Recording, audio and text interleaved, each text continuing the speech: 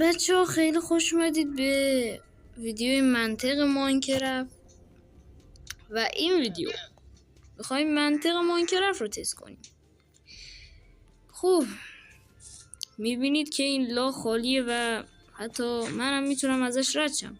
پس حتما آبم میتونه، ولی نه،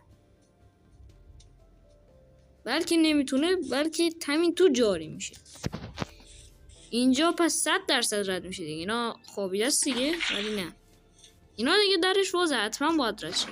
بازم نه، این دیگه واقعا صافه، باید رد شه، ولی بازم نه.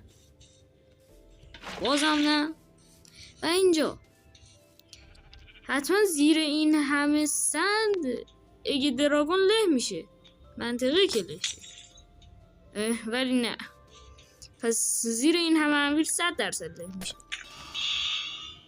ولی بازم نه. حالا با یه تورچ انقدر راحت کنده میشه. اسم اینا رو راست رو بخواین نمیدونم.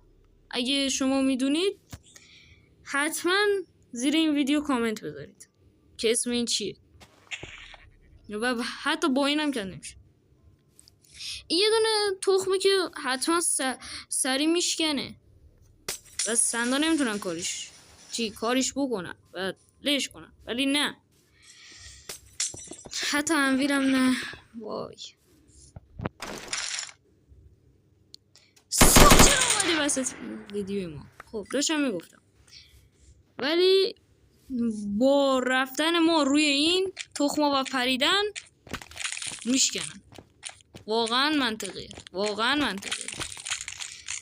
اگه خواستی بلایی که سر این گوسفند سر تو هم نیاد، حتما این ویدیو رو لایک کن، حسابم کن، وگرنه شب میام بالا سرت.